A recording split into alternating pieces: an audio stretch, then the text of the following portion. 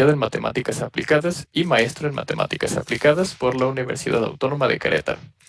Trabajó como responsable en el diseño de algoritmos en INEGI y es colaborador activo de la Olimpiada Mexicana de Matemáticas en el estado de Querétaro.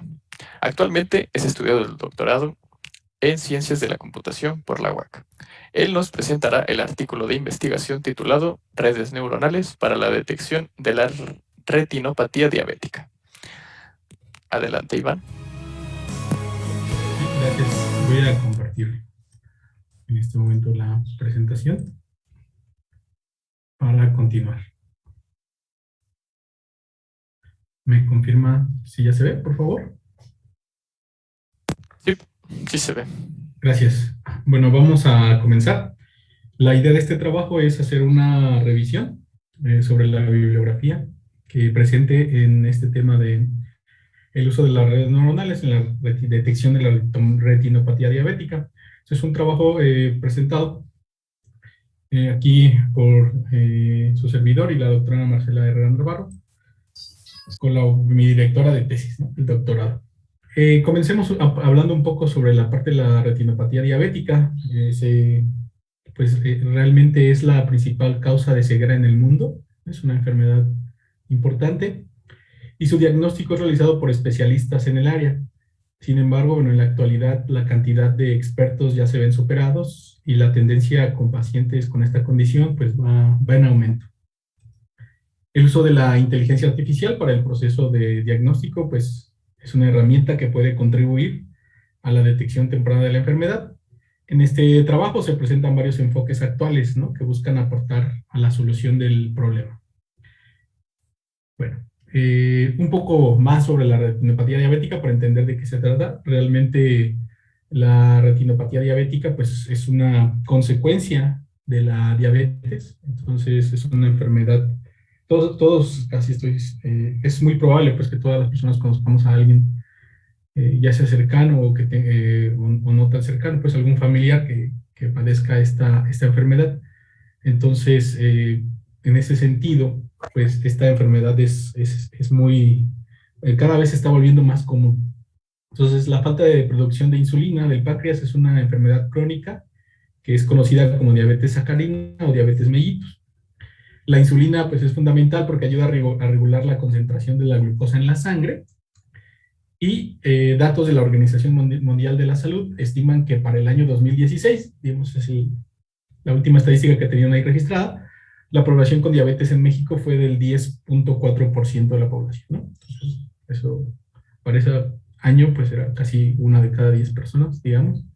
Entonces, se estima también que el 14% de las muertes en el país están asociadas a esta enfermedad. De hecho, no se puede poner aquí todos los datos, pero la diabetes es la segunda enfermedad que más muertes produce en México, por ejemplo. Entonces, esa es una enfermedad muy, muy, muy importante, ¿no?, que se debe de tratar. A nivel mundial, en el año 2019, la enfermedad causó de forma directa 1.5 millones de muertes, ¿no? Entonces, muchas muertes pues asociadas a no a la retinopatía, sino a la diabetes, pero además, pues esta es una consecuencia de esta, ¿no? Entonces, ¿qué es lo que sucede con esto de la retinopatía diabética? Pues realmente a lo que lleva es a la pérdida de la visión, es lo que decíamos. Entonces, básicamente aquí se presenta una imagen donde del lado izquierdo, con excepción de la escala y del zoom, pues, pero del lado izquierdo es, digamos, una visión normal y del lado derecho, pues, la visión de una persona con retinopatía diabética. Entonces, la visión se va perdiendo poco a poco. Los expertos pues han clasificado esta enfermedad en varios niveles. Aquí tenemos, por ejemplo, bueno, en una escala del 0 al 4, grados de recomendación, pues no proliferativa leve, no proliferativa moderada, no proliferativa severa, proliferativa temprana, proliferativa de alto riesgo. Y bueno, aquí hay varios, ¿no? O sea, digamos, varios términos que a lo mejor podríamos estar asociados, lo de un microaneurisma, hemorragias, con microaneurismas. Entonces, se van agregando pues más consecuencias de la enfermedad conforme el nivel de gravedad es más alto. Me estoy regresando. Por ejemplo, aquí digamos, tenemos una imagen donde nosotros podemos ver cómo se va viendo el deterioro o el a nivel progresivo, ¿no? Tenemos ahí primero la primera imagen en la parte superior izquierda, un ojo sano, por decirlo así. Retinopatía temprana, pues se va viendo ya, se empieza a oscurecer un poco. Retinopatía leve, además, se empiezan a oscurecer o a hacer manchas pues más grandes, por decirlo así. La moderada, y decía, ya empiezan a aparecer más microaneurismas, como manchitas amarillas. Severa, pues aparecen más, y bueno, de alto riesgo, donde ya aparecen manchas negras, que son como las que se veía que se perdía la visión, ¿no? Entonces, esto es lo que pasa con la enfermedad. Obviamente, de lo que se trata, existe tratamiento, pues, para poder prolongar esta parte, no como una cura, pero sí como un tratamiento que pueda ayudar a que no la forma degenerativa no sea tan intensa. Entonces, es por eso que la importancia de la detección de esta enfermedad es importante. Digamos de manera así particular, ¿va? Por aquí se ve, o sea, está el disco óptico, aquí capilares, exudados, que también mencionábamos allá en la tabla de clasificación, algunos microanerismas, que son como cositas negras, y bueno, algunos vasos sanguíneos. Entonces se pueden ver por ahí, digamos, esa es la parte. Hablando igual de esta imagen y de las anteriores, estas imágenes se llaman imágenes de imagen de fondo de ojo. Entonces, estas imágenes de fondo de ojo, pues son realmente obtenidas a partir de dispositivos, digamos, muy especializados. Por ejemplo, aquí tenemos este dispositivo, acá va la cabeza de la persona, ¿no? Entonces, con este dispositivo tú puedes tomar este tipo de imágenes, llamadas imágenes de fondo de ojo. Entonces, sobre estas imágenes de fondo de ojo, pues el experto es el que actualmente, digamos, es el que determina el diagnóstico.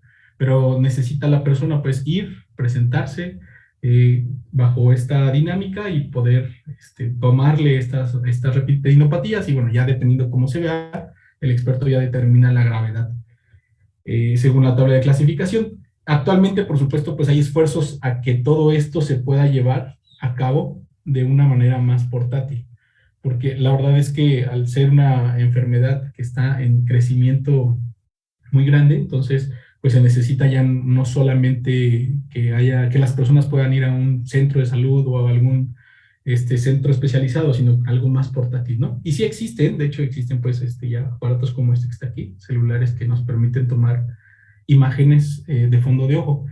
Sobre eso, bueno, pues se han generado varias bases de datos alrededor de este problema. No hay las suficientes bases de datos, pero en cuestiones del uso de la inteligencia artificial, las redes neuronales y todas estas herramientas que ahora tenemos y que disponemos que pueden ayudar pues, a la detección de la retinopatía de manera temprana, pues hay aquí algunas bases de datos. Hay una página que se llama CADA, que esta página tiene varias bases de datos.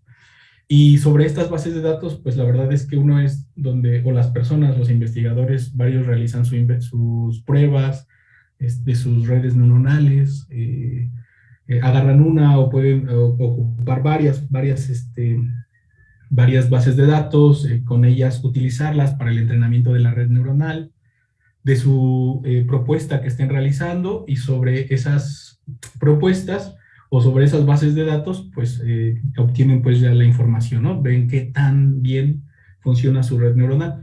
Sin embargo, o bueno, su propuesta, ¿no? Ya se puede hacer con, bueno, red neuronal, le pueden agregar algunas otras cosas como machine learning. La verdad es que son variantes de lo mismo, ¿no? Todo esto pues va enfocado a una revisión de variantes de lo mismo, que tiene que ver con el uso de las redes neuronales. Hay como 8 bases de datos aquí en Kaggle. No es la única página que tiene bases de datos con las cuales uno puede practicar. Sin embargo, bueno, hablaremos después un poquito más de qué es lo que podríamos hacer en las bases de datos. La verdad es que las bases de datos son importantes, pero no son suficientes. No tienen tantas imágenes como uno quisiera, y algunas tienen ciertos problemas para la parte de la clasificación porque algunas solamente han sido evaluadas por un experto. Entonces el hecho de que hayan sido evaluadas por un experto, nada más, es decir, saber en qué grado de retinopatía diabética, pues puede haber también ahí algún error. Entonces tú estás enfocado solamente a la parte pues del único experto que clasificó toda esa base de datos, ¿no? Entonces, algunas otras pues son pequeñas, algunas otras tienen problemas con la iluminación, sobre todo las que fueron tomadas a partir del hecho con dispositivos móviles. Entonces, todo ese tipo de factores externos que motivan a la obtención de los datos, pues se necesitan ir puliendo o se necesitan ir adaptando nuevos algoritmos que puedan estar, ahora sí que sean robustos a ese tipo de características. Bueno, un poco así rápido, pues en el estado del arte, esta materia es muy amplia y va en aumento en los últimos años, ¿eh? En cuestión de la parte del uso de las redes neuronales. Se puede destacar sobre todo tres temas en particular. Digamos que casi todos los algoritmos dentro de esta revisión, estos artículos fueron cerca de 30 los artículos que, digamos, cumplían con las características del año 2021. Sí, digo, hay más antes del año 2020, pero digamos del año 2021 había cerca de como 30 y casi todos están basados en el uso de las redes neuronales convolucionales. Algunos otros también, bueno, usan algunas cuestiones de Machine Learning, Deep Learning, ¿no? Que de ahí también es algunas otras estrategias de esas. Y algunos otros están basados en propiedades morfológicas de las imágenes en sí. Entonces, digamos, son los tres grandes, pero quien predomina en un 90%, bueno, obviamente son las redes neuronales, ¿no? Y ahí pues ya se deriva, digamos, dos grandes diferencias podrían ser las convolucionales y otro el uso del machine learning, que tienen que ver nada más ahí con el uso de utilizar algoritmos de aprendizaje automático o algunos algoritmos, digamos, ya fijos, como Shift o como Hope, ¿no? O sea, esas palabras que, bueno, si uno no está familiarizado dirá aquí qué es eso, pero la idea es que son como tres niveles, donde la mayoría, repito, de los artículos publicados en revistas importantes, pues están sobre las redes neuronales convolucionales. Y de ahí, pues hacen variantes, ¿no? Variantes lo hacen por transferencia, algunos usan otro tipo de características, algunos hacen alguna mezcla entre redes conocidas, no sé. Entonces, este tipo de cosas se realizan, pues, en la literatura. El extenso está un poquito mejor, pues, en el artículo.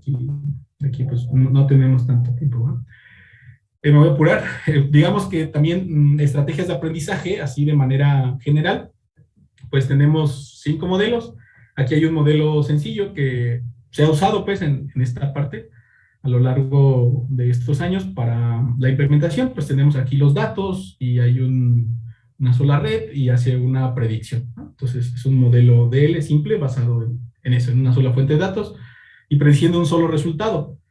Entonces, también podemos tener, no sé, modelos de aprendizaje multitarea basados en una sola fuente de datos y prediciendo dos resultados, ¿no?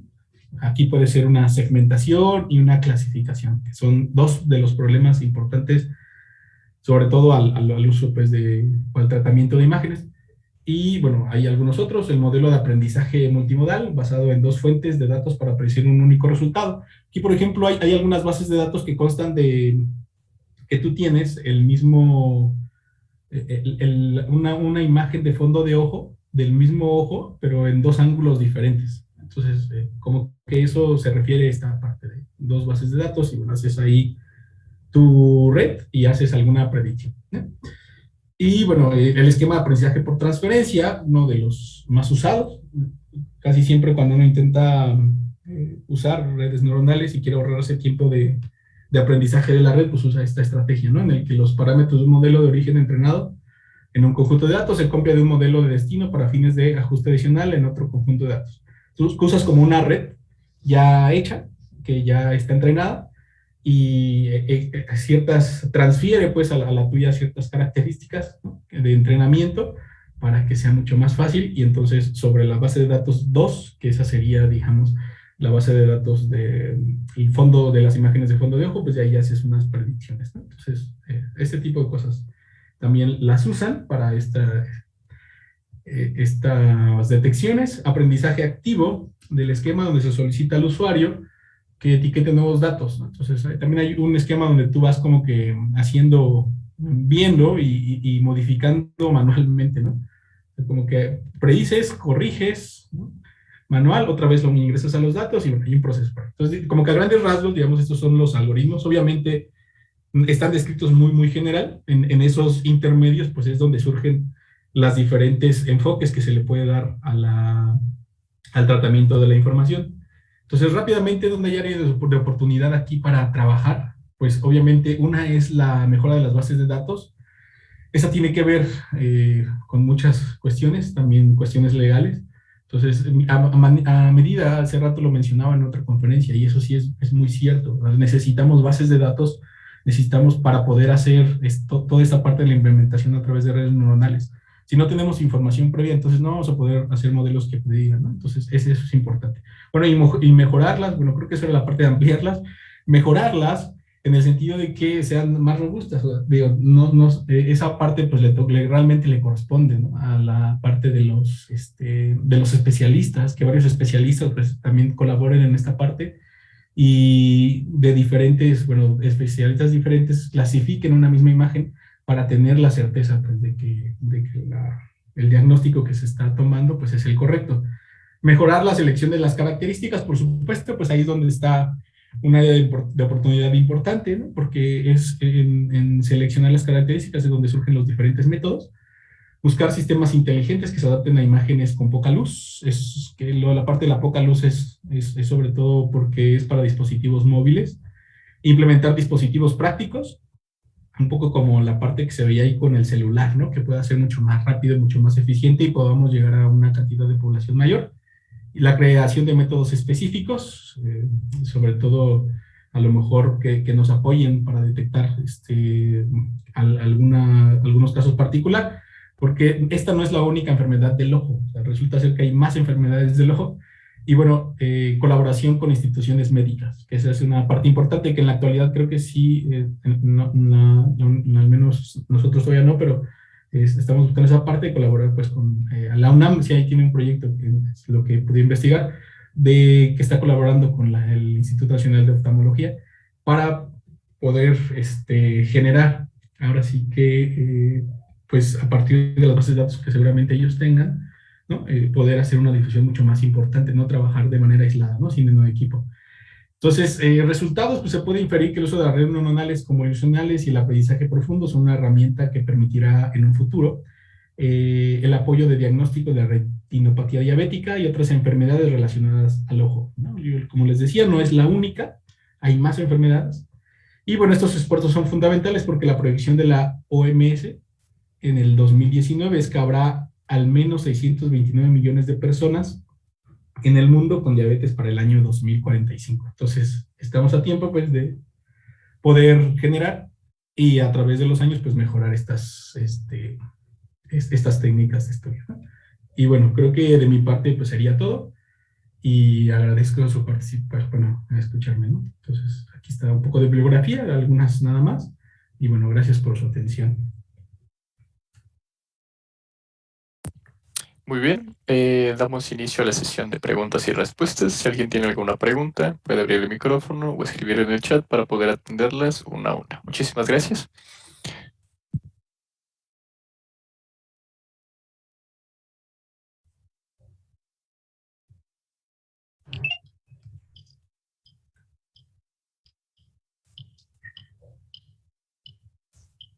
Hola, ¿qué tal? Mi nombre es Arturo Gutiérrez y solo quería saber qué es lo más complicado porque, bueno, ya nos habló de cómo hacer el software precisamente para esta situación, pero que en la parte humana, el hecho de que ustedes están acostumbrados a toda la parte técnica y que un médico utiliza otro vocabulario totalmente distinto, ¿qué dificultades hace esto para poder llegar a un acuerdo y poder hacer el proceso que sea tanto entendible como ustedes, como creadores, como para los doctores que pues realmente no se meten tanto en este tema? Sí, fíjate que debe de ser un proyecto importante y sobre todo que esté fundamentado con alguna institución, porque también necesitamos pues el consentimiento, ¿no?, de la persona que, digamos, pueda proporcionar su imagen. Entonces, sobre eso, además, ir guardando las imágenes y además del especialista que lo haga, un equipo de especialistas, digamos, que pudiese simplemente clasificar la imagen y con esas condiciones yo creo que sería suficiente. O sea, simplemente con la imagen que nos pudieran proporcionar o con el conjunto de imágenes clasificadas según los expertos, a partir de ahí ya se pueden crear los algoritmos de aprendizaje. Con eso se entrena, con eso se predice y demás, ¿no? Entonces, básicamente es eso. Realmente no hay una... En esta no lo veo tan complicado en ese sentido, porque son imágenes no tan complicadas de obtener, pero sí es un proceso que lo tiene que hacer un especialista. Es la clasificación, ¿no? Entonces, y bueno, la obtención de la imagen, te digo, eso es la parte más difícil que yo veo de hacer. Muchas gracias. De acuerdo, me pregunta Gonzalo, ¿cuáles son los primeros síntomas que se pueden detectar? El primer síntoma, lo que se recomienda es, la verdad es que esta no es como sintomática, lo primero es la detección de la diabetes. O sea, si ya tienes diabetes, lo que tienes que hacer es acudir a una revisión ocular regularmente, cada 6 meses o cada 6 meses. Entonces, esa es la parte importante. Normalmente no aparece inmediatamente, sino que tienes diabetes y con el tiempo la diabetes va ocasionando que se tenga esta degeneración. Entonces, si se tiene diabetes, lo mejor es ir también al oftalmólogo para que te haga una revisión de esta naturaleza y a partir de ahí, pues ya estar yendo de manera constante, ¿no? Para ver que no haya daño. Y en el momento que aparezca daño, pues entonces ya aparece. Lo que pasa precisamente es que ese es el problema, que no te duelen los ojos, nada lo sientes cansado, empiezas a ver menos y a lo mejor ya cuando empiezas a no ver es una etapa grave. Entonces, por eso es importante que cuando se tiene diabetes se tenga ya el cuidado de estar haciendo una revisión ocular. Muchas gracias. Pregunta Jacqueline, ¿cómo se hace la combinación de datos en los modelos de aprendizaje multinodal? Y Willy, que sería nuestra última pregunta, sería, ¿las bases de datos incluyen el IMO? El IMO, perdón, me tengo el acrónimo IMO, me retornó a la Olimpiada Internacional de Matemáticas. No todas, sobre la parte de cómo se hace la conexión intermodal.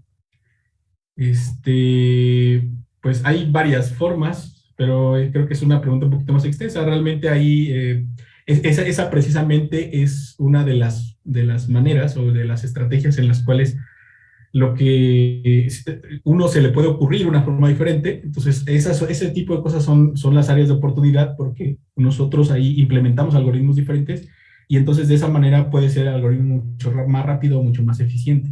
Entonces, no hay como una manera única pues, de hacer las conexiones. Ese es precisamente el punto, pues, que ahí todavía hay áreas de oportunidad donde nosotros podemos trabajar todo esto. Perfecto, muchísimas gracias. Y a nombre de la Facultad de Informática, se le agradece su admirable participación en el segundo Congreso Internacional de Computación y Tecnología Educativa. En breve continuaremos con el programa. Gracias.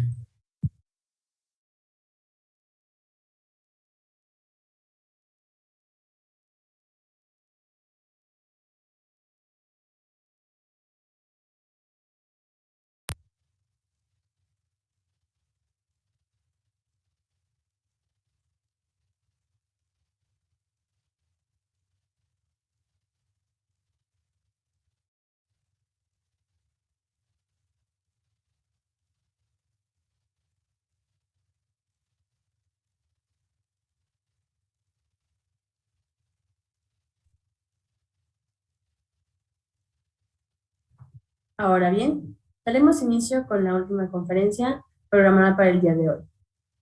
Dentro del marco de las actividades del segundo Congreso Internacional de Computación y Tecnología Educativa, tengo el honor de presentarles a la doctora Rebeca Garzón Clemente.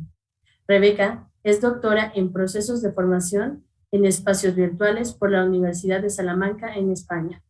En la actualidad se desempeña como docente de la Universidad Autónoma de Chiapas desde 1994. Preocupada por la inclusión digital, la doctora ha contribuido a la alfabetización digital de universitarios, sociedad en general y personal de organismos públicos del estado de Chiapas. Ha realizado estancias internacionales que le han permitido colaborar con grupos de investigación iberoamericanos en proyectos de impacto social. Su producción académica se orienta al eje de tecnologías en la educación y cultura digital, y ha participado en artículos en revistas de talla internacional y libros reconocidos por diversos grupos editoriales. La doctora nos presentará la conferencia magistral titulada Alfabetización Digital, sobre cómo los profesores universitarios afrontamos la contingencia por el COVID-19. ¿Debíamos estar preparados? Adelante, doctora, puede dar inicio. Bueno, muchas gracias. Antes que nada, agradezco la oportunidad de estar el día de hoy aquí.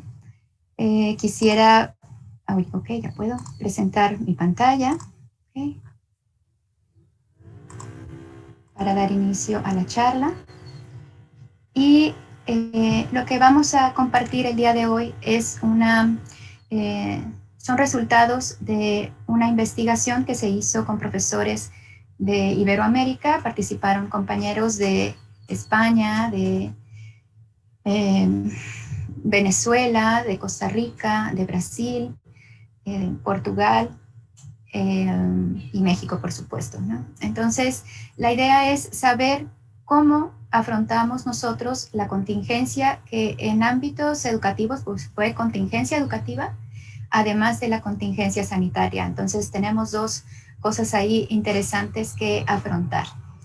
Y en el compartir estos hallazgos, pues dentro de lo primero es esta parte del nombre de la conferencia, ¿no? Debimos estar preparados, la última parte. ¿Por qué? Porque si nosotros hubiéramos tenido la oportunidad de habernos formado dentro de una cultura digital, dentro de una formación integral digital para nuestro quehacer docente en el día a día, tal vez no nos hubiera tomado tan desprevenidos este asunto. Y lo que hicimos cuando viene la contingencia es intentar responder a ella.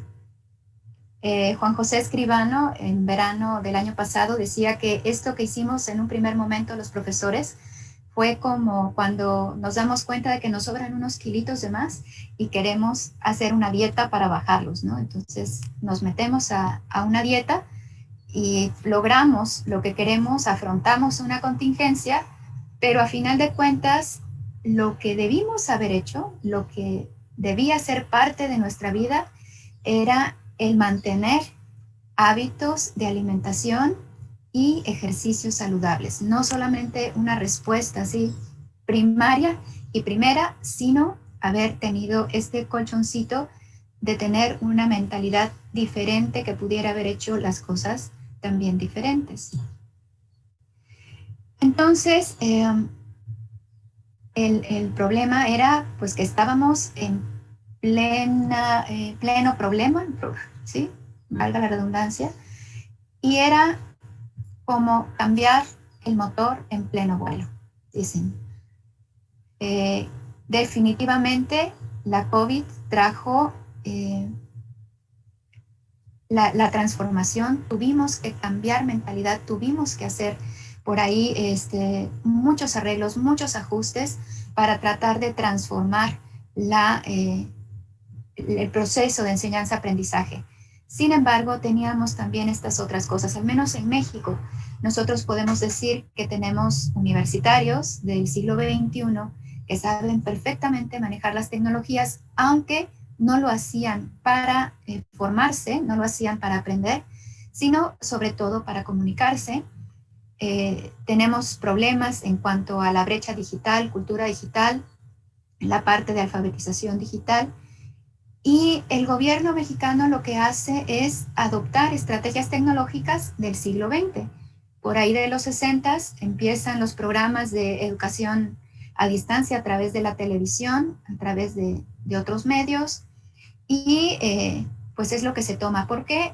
Pues por la cuestión de la brecha digital también primordialmente, y que en casa se suponía que teníamos nosotros cuando menos una televisión. Sin embargo, estaba también el antecedente del apagón analógico, ¿sí? Que trajo también muchas problemáticas. Al menos aquí en Chiapas, muchas comunidades se quedaron incluso sin esta oportunidad de acceder a estas clases porque no tenían televisión, porque las televisiones eran de modelos anteriores y la gente pues no había nunca conseguido una televisión digital. Los procesos son modelos pedagógicos y de gestión de la educación del siglo XIX. Entonces, seguimos impartiendo conferencias magistrales, seguimos dando clases magistrales a través de tecnologías sin haber puesto demasiada atención en la transformación pedagógica que implica el dar una clase o un programa en una modalidad digital. Y todo esto en un marco de incertidumbre brutal. Teníamos que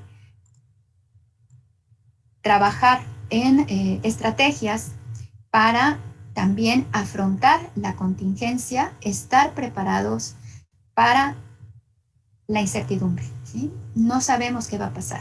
Y todavía estamos en eso porque no sabemos qué viene. Algunas instituciones todavía de educación estamos a la espera de saber si el próximo ciclo va a ser presencial, va a ser híbrido, va a ser a distancia. No tenemos idea todavía qué es lo que viene. Entonces, lo que afrontaron, lo que hicimos las instituciones de educación superior con sus profesores, con sus estudiantes universitarios, tomamos las herramientas con las estrategias que teníamos, ¿sí? Y nos lanzamos a las clases en línea, ¿sí? Sin embargo, síncronas más bien. Entonces, y decimos que estamos haciendo educación online, sin embargo, no es lo mismo. Quienes han trabajado un poco de pedagogía en este sentido saben que el impartir una clase solamente en una sesión síncrona no es sinónimo de estar haciendo educación online o educación a distancia. ¿Cuáles fueron las problemáticas primeras a las que nos enfrentamos en este 2020? Pues se rebasaron plataformas, se rebasaron también canales de comunicación, los proveedores de servicios de internet eran insuficientes, no se daban abasto, las redes se ralentizaban horriblemente, ¿sí? Y todo esto, bueno, las competencias digitales también estaban comprometidas y el bienestar emocional de las personas era bastante desalentador. Había mucho miedo, no se sabía qué iba a pasar, qué iba a acontecer, y también se estaba lidiando con esto en los hogares, ¿sí? Aunque nos mandaron a casa, teníamos que seguir dando clases, pero en un marco de incertidumbre, y de pronto empiezan a enfermarse las personas que están cercanas a nosotros. ¿Cuáles fueron los desafíos en ese momento? Pues tener que conocer a quienes no sabían, quienes no se habían enfrentado a las tecnologías, quienes no conocían un poquito de las tecnologías, tener que aprender en la marcha, aprender sobre metodología, aprender sobre diseño instruccional, porque empezaron a surgir las plataformas en las instituciones y había que migrar contenidos a ello, y la tecnología, ¿sí? Entonces, esto es un marco como importante para que nosotros podamos empezar a trabajar, a planear sobre qué es lo que viene, ¿sí? Y entonces entramos aquí a esta parte de lo que es alfabetización digital. La alfabetización digital tiene que ver con también el devenir de la introducción de las tecnologías a entornos educativos. En la investigación de tesis doctoral planteé este esquema que ustedes ven en la pantalla y trataba de ir acompañando la metamorfosis del concepto de alfabetización con la transformación tecnológica también que teníamos. Y entonces, en un primer momento podíamos hablar de una alfabetización tradicional en donde se enseña a leer y a escribir, poner consonantes y vocales juntas, escuchar los sonidos, saber codificar y decodificar. Cuando entran las primeras tecnologías, solamente accedían a ellas personas que estaban estudiando sobre esto, programadores, ingenieros que tenían que acercarse a ellas para hacer uso de ellas en un primer instante.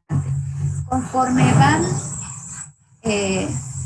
evolucionando estas tecnologías, pues llegamos hasta los primeros ordenadores en las aulas que ya empezaban a utilizarse para mostrar, como herramientas para mostrar, hasta hoy en que nos comunicamos, en que aprendemos a través de ellas, en que tenemos tecnología que está trabajada ex profeso para incidir en entornos educativos y enriquecen nuestra práctica como docente y enriquecen todo lo que tenemos a la mano. Bien. Y bueno, los referentes que tenemos en cuanto a alfabetización digital, la información ha cambiado. Ahorita ya no es solamente texto, ya no es solamente datos, lo que se va a través de las líneas. Una imagen nos dice mucho más, o a las personas que están ahorita, nuestros nativos digitales, decimos, ese circulito, por ejemplo, de prendido y apagado, no saben el lío que me dio a mí para salir de una página en un momento, porque no encontraba dónde. Yo estaba esperando la leyenda, salga aquí, haga aquí, de logout, lo que sea, ¿no? Y no, estaba en la imagen que a mí no me decía nada. Tuvo que venir un hijo menor de edad para decirme, con que le piques aquí sales, y ya descansó mi alma. Nosotros como personas también nos encontramos ante esta disyuntiva de que tenemos demasiado a la mano, tenemos demasiada información, y también el cómo lo enfrentemos, la actitud frente a ella, nos puede poner en una posición de tecnofilia o tecnofobia, y lo que tenemos que buscar es un equilibrio. Las cuestiones éticas, la alfabetización en esta materia también es muy importante. Y las tecnologías actualmente nos dan una nueva forma de participar en sociedad, no solo de comunicarnos, sino de colaborar y de participar. Entonces, esto es, en un primer inicio, habíamos diseñado nuestros cursos, los profesores de presencial, de programas presenciales, por supuesto, habíamos diseñado nuestros cursos para el primer semestre de 2020, y empezamos a trabajar con ellos. De repente viene el confinamiento y tenemos que digitalizar lo que teníamos diseñado. En verano todavía había incertidumbre, regresamos, no regresamos, pero la instrucción fue, no, ahora sí, tienes que diseñar para lo digital, ¿sí? Vamos a tratar de que lo que tú estás planeando pueda caber dentro de plataformas educativas que se van a poder poner al alcance de nuestros estudiantes y puedan participar a través de ellas, ¿no? Para no parar el proceso de aprendizaje. Y entonces, de lo que teníamos nosotros, que estaba en modalidad presencial y síncrona, con las lecciones magistrales en clase, muchos de nosotros, las exposiciones de los estudiantes, las entregas de trabajos impresos, tuvimos que migrar en una primera parte a la sincronía de estas sesiones, aunque en el mundo virtual. Pero seguimos dando nuestras clases en forma magistral, una videoconferencia de 1 hora, y a los estudiantes la exposición de los trabajos también en estas sesiones síncronas. La idea, la intención es de que podamos nosotros migrar a esta parte del cuadrante superior derecho, en tener que migrar los contenidos hacia videos cortitos, videos de exposiciones de trabajo también cortos, accesibles para la modalidad de las plataformas, y las entregas de trabajo en formatos digitales. Creo que todos ya hemos pasado por eso, y el asunto es de que ahora, si hacemos un corte, ¿cómo estamos nosotros como universitarios? ¿Qué nos ha pasado? Preparados creo que no estábamos. Previsible, por ahí ya habían algunos avisos, habían habido otras contingencias sanitarias, con lo de la influenza, por ejemplo, pero nunca nadie pensó que esto iba a tardar tanto.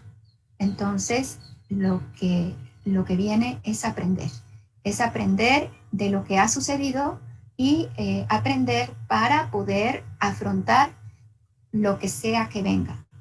¿Sí? No podemos seguir esperando, no, todavía no voy a migrar todo a digital porque tal vez ya el próximo curso entremos a presencial. Entonces tenemos que empezar a trabajar en en ello. Lo que viene ahora, se está planteando lo que son los modelos híbridos de enseñanza-aprendizaje. Lo que hicimos, lo que estamos, muchos de nosotros todavía, no es un modelo a distancia, son modelos emergentes, es educación no presencial de emergencia, pero no es totalmente de modelos a distancia. Entonces, de esto que estamos haciendo nosotros ahora, nos están pidiendo que migremos hasta esquemas de aprendizaje híbrido, en donde deberemos lidiar tanto con estudiantes que se encuentren a distancia como estudiantes que se encuentren de manera presencial. Y cada institución ha propuesto sus propios modelos. Hay algunos que tienen grupos en el aula y se está transmitiendo a través de tecnología hacia el exterior a estudiantes que no están asistiendo de manera presencial, sea cual sea el motivo. Hay instituciones que están cargando a los profesores y dicen, no, un día entran los de presencial, un día entran los de a distancia y tenemos que repetir y entonces no sabemos qué va a pasar porque a final de cuentas, si trabajamos de esta manera, pues no vamos a completar nunca un programa educativo en el tiempo que se tenía previsto. ¿Sí? ¿Cuáles son entonces los desafíos institucionales? La gestión organizacional para los modelos híbridos, la adaptación de modelos pedagógicos, tenemos que trabajar en ello, y el hacernos de tecnología. Y los profesores y estudiantes, aprender, aprender, aprender y ser muy resilientes. El modelo implica también un número reducido de estudiantes en aula, la rotación de las clases, que es lo que platicábamos, y el mantenimiento de actividades remotas. Eso no se va a terminar. Los retos para nosotros como profesores, bueno, la formación digital o alfabetización digital, digitalización del conocimiento, establecer los programas estratégicos que nos permitan planear por sobre el escenario que venga. Y ese es un reto muy interesante. No sé si sus instituciones ya lo estén trabajando.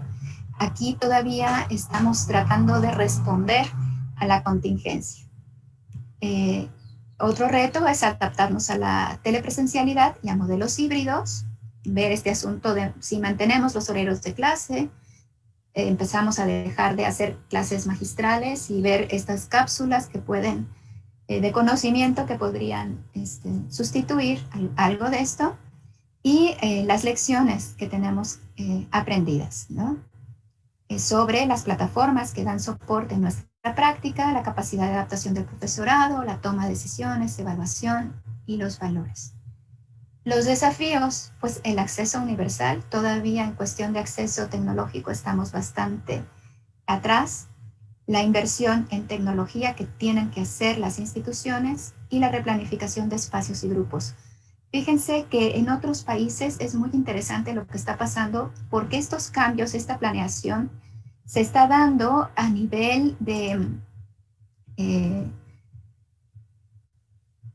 nacional, a nivel de políticas públicas. No es tanto lo que cada institución pueda ir respondiendo, sino que se ha llamado a las universidades a que se implementen políticas públicas para poder responder de manera conjunta. Entonces, por ejemplo, en Chile es muy interesante el esquema que tienen ellos, porque la colaboración entre las instituciones es fabulosa, ¿sí? Tienen, por ejemplo, hace falta tecnología en una institución, una presta. No sabían qué plataforma, cuál era la mejor, cómo capacitar a sus docentes. Pues alguna otra tiene un programa excelente para formación de profesores en estos asuntos de diseño instruccional y demás. Implementamos trabajo en colaboración, algo que no se ha visto todavía en nuestro país y sería interesante de conocer. ¿Okay? Bien, para pasar a esta otra parte, si me permitirían, quisiera que me ayudaran a conocer cómo perciben ustedes esta contingencia sanitaria en el marco del COVID. las dificultades, adaptación, ansiedad, sobre competencias digitales. Entonces, voy a compartirles, si me dan permiso,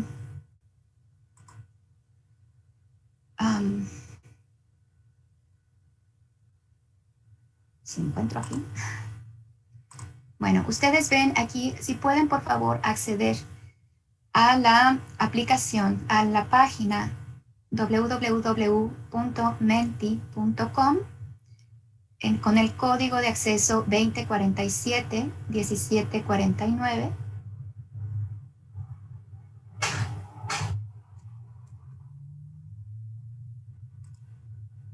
¿Okay? Voy a tratar de compartir.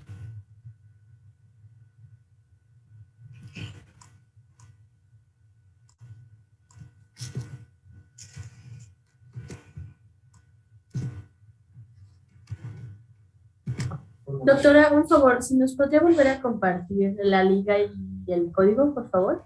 Sí, cómo no. Enseguida Gracias. le vuelvo a poner acá.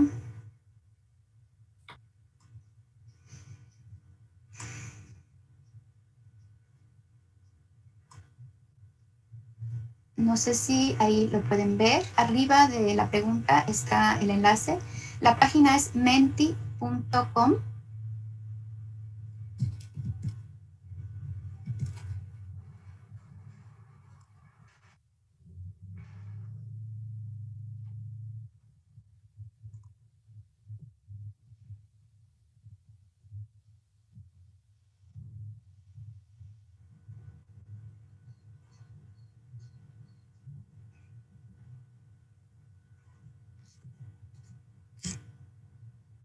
Okay.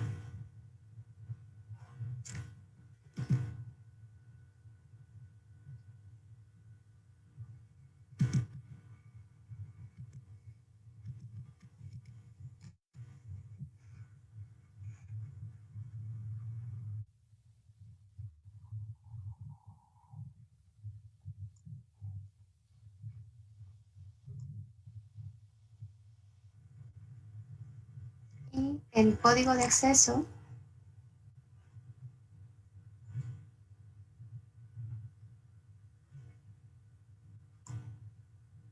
a ver.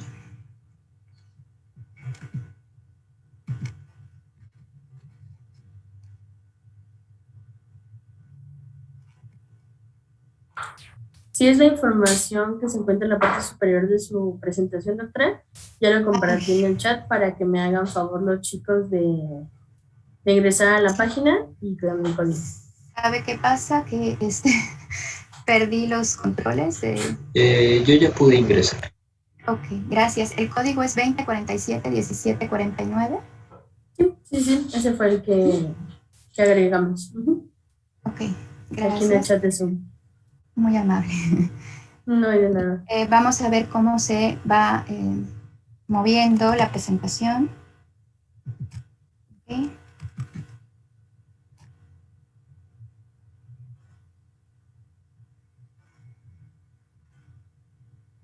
Dice, ¿en qué piensas cuando escuchas la frase clases en línea? Por ahí pueden ustedes escribir.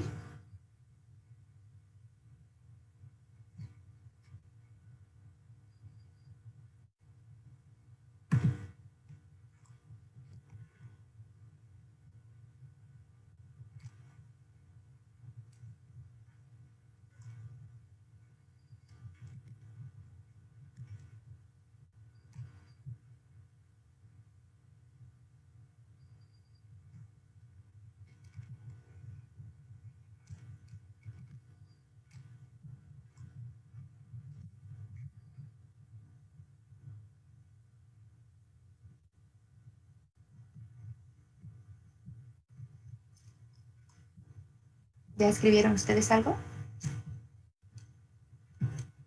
Yo ya. Yo también.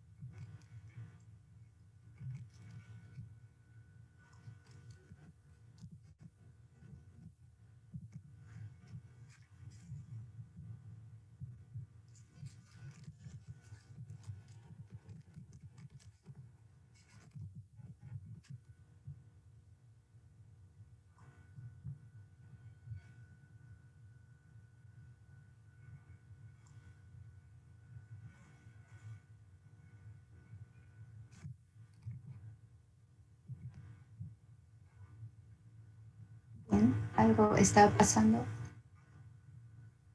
No se ve la...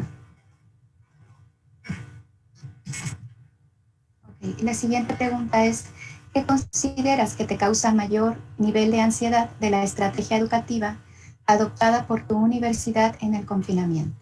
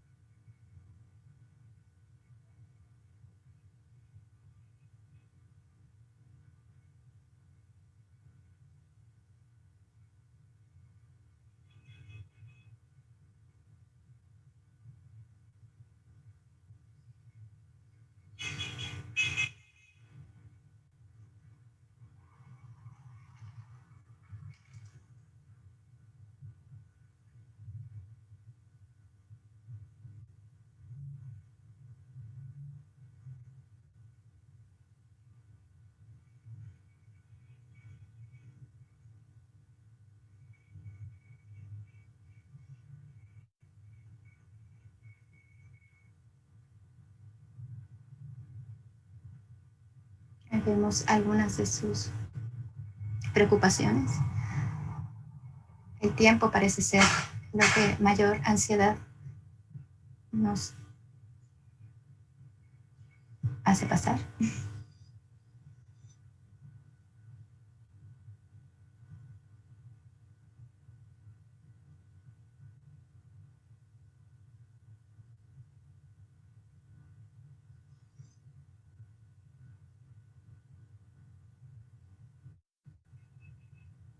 Okay, la falta de socialización también es importante. Es un concepto por ahí que tendremos que abordar. ¿Cómo quedó esto? Vamos a ver.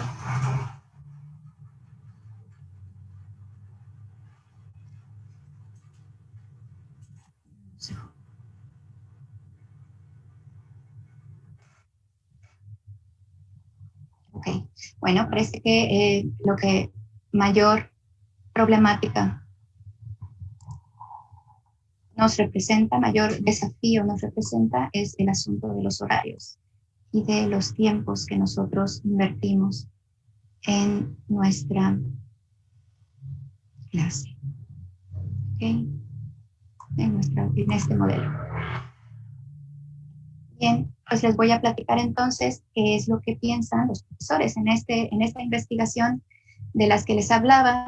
Bueno, pues muchos de ellos, el 80%, que es un porcentaje bastante respetable, esto se hizo en las primeras semanas de confinamiento. Entonces, el 80% tenían equipos portátiles, teléfonos inteligentes, tenían equipo para afrontar desde casa la contingencia. El 40% decía que tenía internet de fibra óptica con rendimiento mayor a 30 megabytes. Recordemos que estamos hablando de que también participaron países europeos. Y en América participó Chile, participó Brasil, que también tenían oportunidad de fibra óptica. El 70% valora de forma positiva los recursos tecnológicos que las instituciones han puesto a disposición para sus labores académicas. 76%, sin embargo, no tuvieron comunicación con autoridades administrativas. Las barreras académicas eran consideradas como casi inexistentes. Estos son que si tenía un espacio en casa para afrontar la contingencia, cómo observaba la calidad de los espacios para impartir sus clases y demás.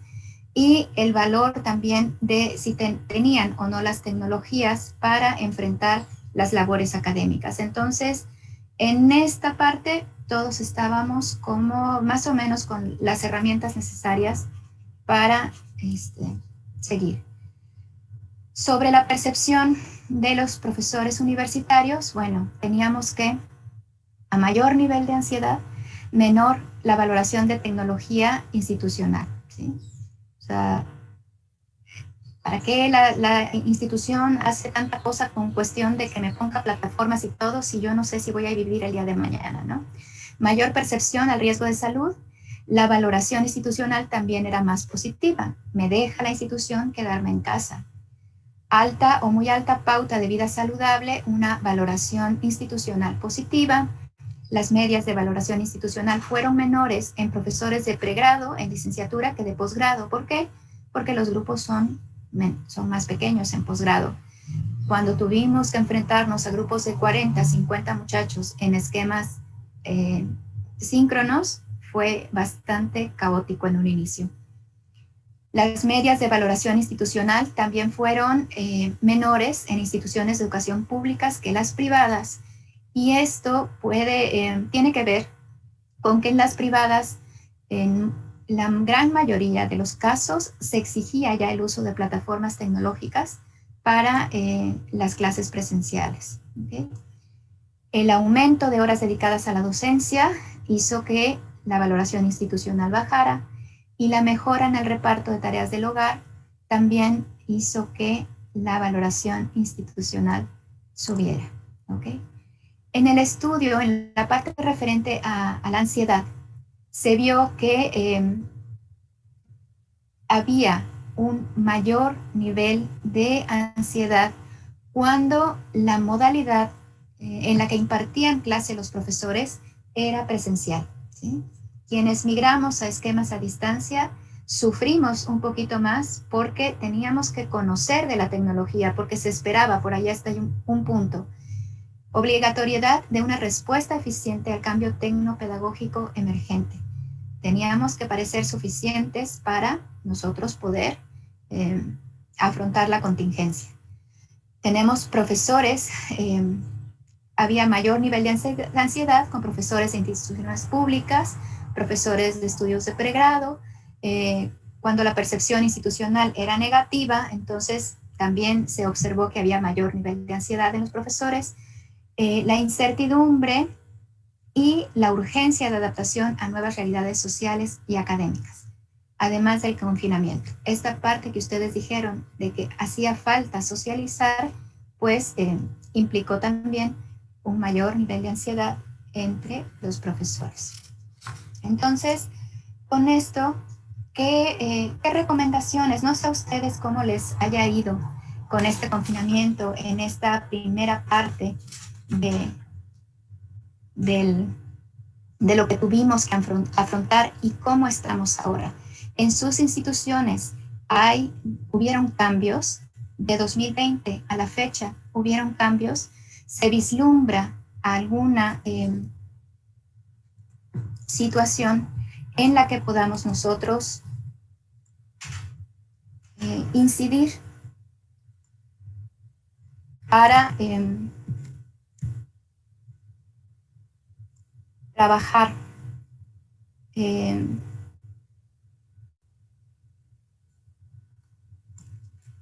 o para proponer a nuestras instituciones algo que debería cambiar, algo que ustedes quisieran cambiar para mejorar las cuestiones en sus instituciones. Por favor, si pudieran acceder a esta herramientita que se llama Padlet para apoyarnos en decirnos. Voy a pegar aquí en el chat el enlace para que puedan acceder de manera todos.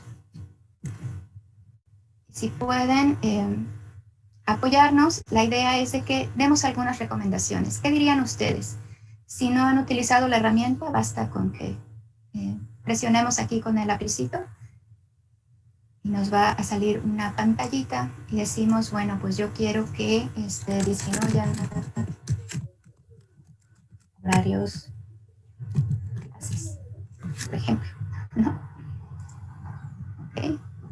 Podemos comentar, ¿sí?, cualquiera de las publicaciones que vayamos poniendo en esta herramienta.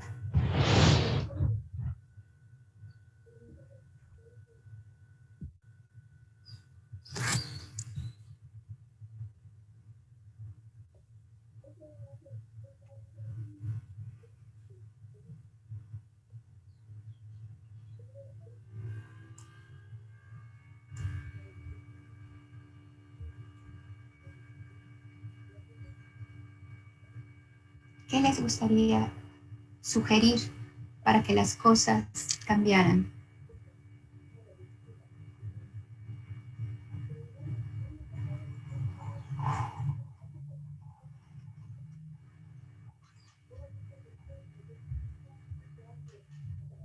De acuerdo, conocer herramientas, hacerlas más didácticas, pero eso implica un reto muy interesante para nosotros como profesores. Además de preparar los contenidos, tenemos que conocer este tipo de herramientas.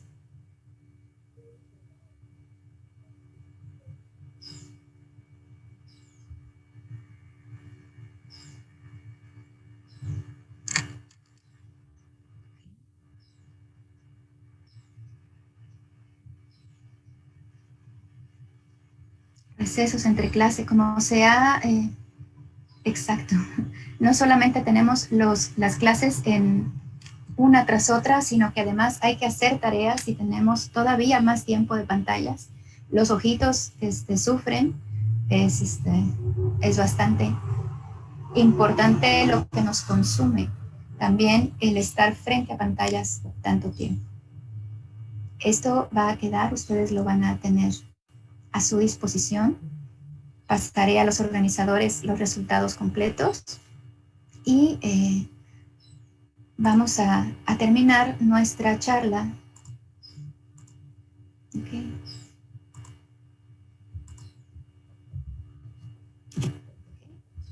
Para concluir, por ahí en 2020 decía Faraón Llorens en un seminario, en un webinar, esta pandemia, salud, no sé, o bostezó, Dios mío, que esta pandemia ha sido causada por un virus biológico, la próxima será por un virus informático. ¿Sí? Si este confinamiento nos prohibió salir a la calle, el próximo nos va a prohibir salir a internet. ¿Qué pasaría si no hubiéramos tenido internet durante esta pandemia? ¿Qué habría sido de nosotros?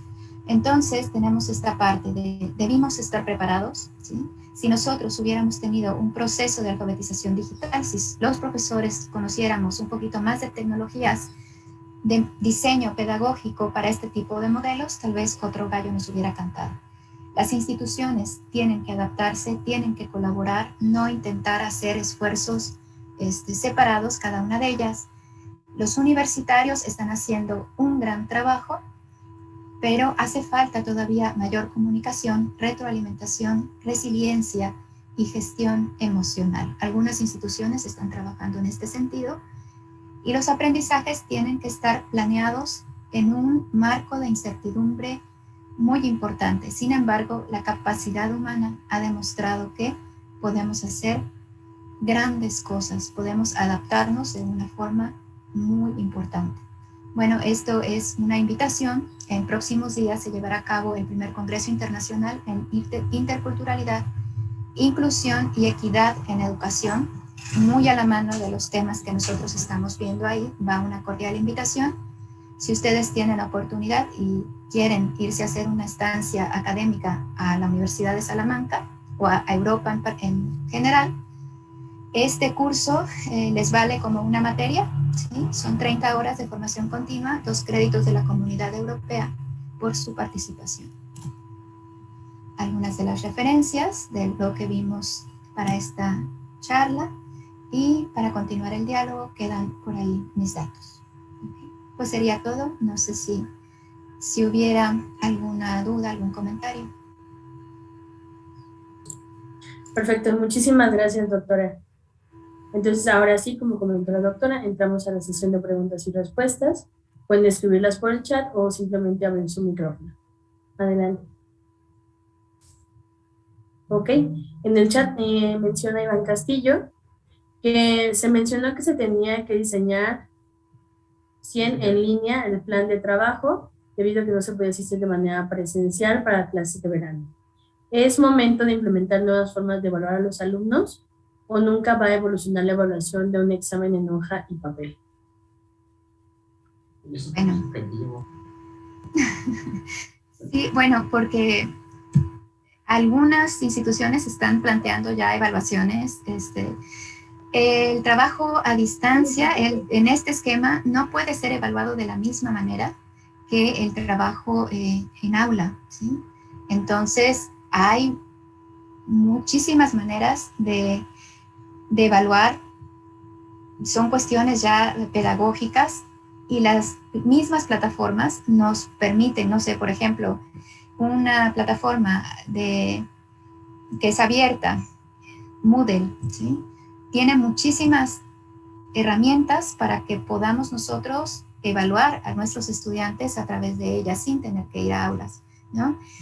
Que algunos profesores se quejan, no, es que no sé si están compartiendo las respuestas, si están haciendo cosas en el teléfono, en otro, pues sí, pero ya depende, es una cuestión totalmente de una ética personal, el saber si los estudiantes van a aprender o no van a aprender, ¿no? Yo he puesto, por ejemplo, he trabajado con simuladores, mi área es de ingeniería en computación y me acerqué después a la educación en el posgrado y así que imparto las clases de redes y telecomunicaciones, ¿sí? Nunca va a ser lo mismo el hacer un cable, el tener a los estudiantes en el aula para hacer un cable, para conectar los dispositivos, para ponerlos en línea, para ponerlos en red, pero podemos nosotros echar mano de simuladores, cuando menos en este momento, ¿sí? Entonces, hay sistemas preciosos que nos permiten que los estudiantes vayan poniendo dispositivos en línea, los vayan interconectando, aunque sea de manera virtual, ¿sí? Pero saben cuando menos qué es lo que se ve, cómo se mueven los datos, qué es lo que tendría que pasar, aunque todavía no tengan acceso a estos cables o a estas cosas, ¿no? Se va a perder conocimiento, por ahí lo decían dentro de las preocupaciones de lo que causa ansiedad en estos esquemas, conocimiento se va a perder. En lo que tendríamos que estar preocupados nosotros es saber cómo lo vamos a recuperar, ¿sí? Eso es lo que tendríamos que ver. Muchas gracias, doctora. ¿Alguna otra pregunta? ¿Alguien gusta abrir el micrófono o escribirla aquí en el chat?